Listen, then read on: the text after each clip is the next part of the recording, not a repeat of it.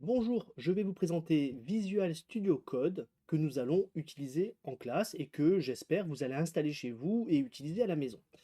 Alors VS Code, c'est son petit nom, c'est un IDE, c'est-à-dire c'est un logiciel qui va assister le développeur tout au long de son travail d'écriture de code. Pour ça, il y a plein de fonctionnalités très pratiques et VS Code, ça s'utilise surtout au clavier, très peu à la souris. Et nous allons voir tout de suite comment l'utiliser. Alors quand je démarre VS Code ici, j'ai une page d'accueil que je peux fermer. Et ici, j'ai l'arborescence. Là, ça sera le code le code source. Et ici, ça sera le terminal avec les résultats de l'exécution de mon programme. Alors, tout de suite dans l'arborescence, quand on clique ici, on crée un nouveau dossier, new folder, et quand on clique là, on crée un nouveau fichier. Donc très souvent, on créera des fichiers. Donc par exemple ici, je vais créer un fichier Python demo.py, et dès lors que j'écris .py, on a l'icône de Python qui apparaît. Je peux créer d'autres types de fichiers, par exemple plan.text, et donc là, c'est un fichier de texte, vous voyez, c'est l'icône a changé. Alors je peux, voilà, donc ça c'est le plan de ce dont je vais vous parler. Il y a d'autres fichiers qui existent, hein, d'autres, enfin, VS Code prend en compte énormément de langages. Je vous en donne juste un par exemple, c'est index.html, donc il reconnaît que c'est un fichier HTML, bien sûr. Et le gros avantage, c'est que dès lors que VS Code reconnaît le fichier HTML, grâce à l'extension, quand on commence à taper du code, par exemple, ici je veux écrire la balise HTML, il me propose euh, des abréviations qui vont m'aider dans l'écriture de code. Par exemple, si je sélectionne HTML5, ici, donc je fais Entrée, il m'écrit tout l'entête, le header et le body d'une page HTML standard.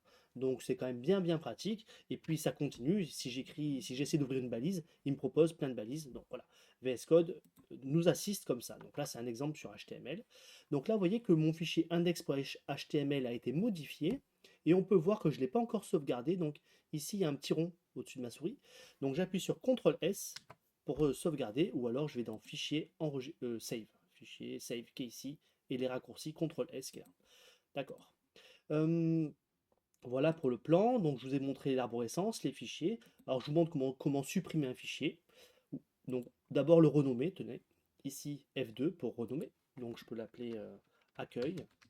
Voilà, .html. Et ensuite, si je veux le supprimer, fichier supprimer ou clic droit delete et ou alors la touche supprimer. D'accord. Donc maintenant, on va s'intéresser à Python, donc VS Code, utilisé avec Python. Donc déjà, VS Code, c'est un logiciel donc d'écriture de code. Donc je peux écrire comme ça A égale euh, 42, B égale Hello World, C égale 3.14. Et du coup, déjà, ce code-là, dans l'écriture, je vais être assisté. Par exemple, si je veux afficher, donc j'utilise la fonction print, et vous voyez que là, VS Code me donne la documentation associée à la fonction print. Alors je suis allé un peu vite, regardez, je tape juste PR, et même VS Code me propose toutes les fonctions, tous les outils associés à Python qui contiennent les lettres P et R. Et même si je tape PN, donc j'ai le P, j'ai le N de print. Donc, donc là, imaginons que je veux juste écrire print en 2 caractères, je tape PN, j'appuie sur Entrée, et ça écrit print à ma place. J'ouvre la parenthèse, et j'écris C par exemple. Euh, J'exécute mon programme. Alors pour exécuter le programme, on va dans Run without debugging, donc, ou alors CTRL F5, que j'utiliserai régulièrement. Donc j'exécute mon code, et ici, dans le terminal, il y a 3.14 qui s'est affiché, ce qui est normal, puisque à la ligne C, la variable C, à la ligne 3, la variable C vaut le flottant 3.14, et quand on dit d'afficher dans le terminal le contenu de la variable C, ça va afficher 3.14.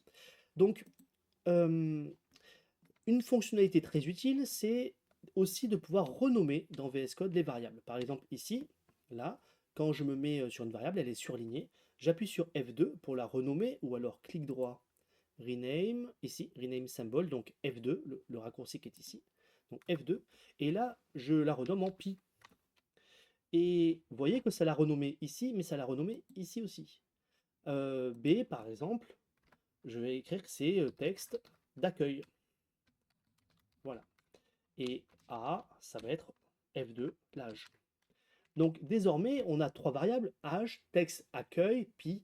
Et si je veux afficher maintenant le texte d'accueil, donc print, j'ouvre la parenthèse, et si j'écris tx, eh ben, il me propose déjà la variable texte d'accueil, puisqu'en fait elle existe.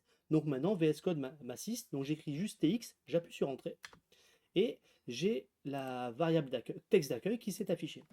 Donc ce qui est quand même très pratique. Et si je renomme texte d'accueil en texte de bienvenue, entrée, ça a renommé partout.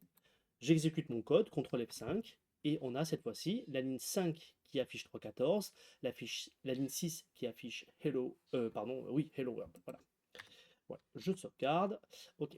Donc maintenant, je vais vous montrer l'exécution du code en mode debug. C'est-à-dire, ici, on va dans Run et il y a Start Debugging. En fait, ce que je vais faire, c'est que je vais commenter ces lignes. Donc en fait, je vais pas les exécuter. Alors pour commander, on met un hashtag devant la ligne. Voilà. Ou alors, j'utilise le raccourci CTRL majuscule 2 points qui permet de commenter. Alors ce raccourci-là, comment je l'ai trouvé? Je suis allé dans Edit peut-être? Non, sélection. Bon, je sais plus où je l'ai trouvé, désolé. Comment, contrôle maj A, c'est celui-là, voilà. Toggle line comment. Donc ici, contrôle shift 2 points, et ça commente ma ligne. Donc là, je vais exécuter mon code, contrôle F5, et ben, il ne se passe rien. En fait, voilà, aussitôt exécuté, aussitôt terminé. Vous voyez l'animation, il se passe hop, quelque chose, mais ça s'arrête très vite. Là, ça s'affiche rien. Ben, normal, il y a trois variables en mémoire, et c'est tout. Alors, ce que je vais faire, déjà, je vais mettre un point d'arrêt. Regardez ici, je peux cliquer sur le côté, et je clique et je mets un point rouge, ici, sur cette ligne 4. Alors, je vais, au lieu de faire CTRL F5, je vais faire Run Start Debugging, donc F5. Donc, j'appuie sur F5. Donc ici, le code s'exécute jusqu'à ma ligne ici 4, mais comme elle est vide, en fait, il s'exécute jusqu'à la ligne 3. C'est-à-dire qu'en fait, ici, la ligne 1 s'est exécutée, la ligne 2 s'est exécutée, et la ligne 3 ne s'est pas encore exécutée. Donc là, le code est en cours d'exécution. Sur le côté, il y a écrit variable, et quand on regarde, en fait, on a des variables qui ont des valeurs. Ici, âge vaut 42, texte contient hello world. Donc, en fait, les variables ont bien des valeurs, et même si j'ai rien vu à l'écran, en fait, il se passe quelque chose. Alors, le point d'arrêt, au lieu de le mettre ici, je le mets sur la première ligne maintenant. Donc, je recommence, F5, donc Start Debugging, F5. Alors, mon code ne s'est pas encore exécuté, la ligne 1 va s'exécuter, mais ça ne s'est pas encore fait.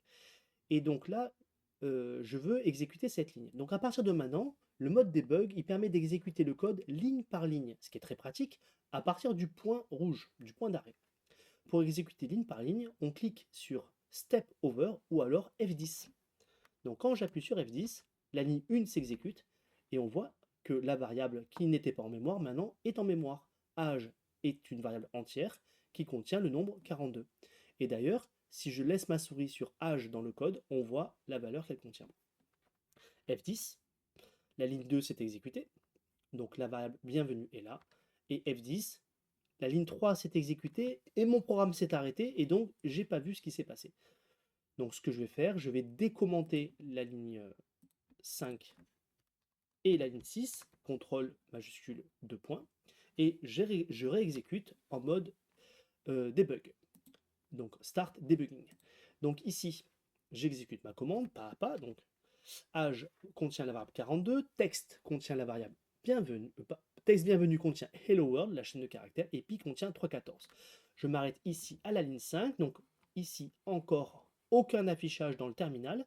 Si je mets ma souris sur pi, on voit que ça contient bien 314. Si je mets ma souris ici sur texte bienvenue, on voit ce que ça vaut. J'exécute la ligne 5, donc l'affichage de pi, et ensuite l'affichage de texte bienvenue. Mon code, ma mémoire se vide, mon programme s'arrête, mais le terminal laisse l'affichage correct. Enfin, une fonctionnalité qui est très bien dans le mode debug, c'est qu'en fait, si mon code a une erreur, eh ben, on peut petit à petit essayer de la comprendre. Par exemple, ici, je vais faire quelque chose d'interdit. Texte bienvenu, c'est une chaîne de caractères. Et je vais, cette chaîne de caractères, euh, ajouter un nombre. Par exemple, plus 42, mais au lieu de dire plus 42, je vais dire plus A. Voilà. Donc ici, syntaxiquement, j'ai pas de faute, hein, une addition, ok. Mais en fait, au niveau du sens, ça marche pas, puisque une chaîne de caractères et un entier, ce n'est pas additionnable. Donc, si je fais CTRL F5, j'ai une erreur. Bon, d'accord, ligne 6, j'ai une erreur. D'accord. Mais au lieu de faire CTRL F5, donc le run without debugging, je fais start debugging. Donc je fais F5 en mettant un point d'arrêt à ma première ligne. Et donc maintenant, mon code s'exécute ligne par ligne. Donc on n'est pas encore arrivé à la ligne 6 et donc on n'est pas arrivé au bug. On n'est pas arrivé à l'erreur de syntaxe. Du coup, quand j'avance comme ça dans ma mémoire, tout se passe bien, ligne 1, ligne 2, ligne 3. La ligne 5 va s'exécuter, je m'arrête ici, il n'y a toujours pas d'erreur, parce que la ligne 6 ne s'est pas exécutée. Et comme je sais que c'est la ligne 6 qui pose un problème, je peux commencer à réfléchir. Donc ici, texte bienvenu, je laisse ma souris dessus, je vois que c'est la chaîne de caractères Hello World, plus A, ici. Alors là, donc là, j'ai VS Code qui me donne, qui m'aide, qui me dit A n'est pas défini. Donc c'est super gentil. Sinon, je regarde ici. Ah oui, bah A, oui, la A n'existe pas. C'est vrai, parce qu'elle n'est pas là ici. Donc en fait, c'est ça mon problème. La variable A n'existe pas. Donc si je fais F10, bah, ok. Donc ça, c'est un problème que je n'avais pas prévu. En fait, c'est âge que je vais mettre. Voilà. Donc là, je sauvegarde, j'exécute mon code. Et là, on recommence pas à pas. F10. Voilà, ligne 6. Donc cette fois-ci, texte bienvenu, c'est une chaîne de caractères, plus âge, c'est 42.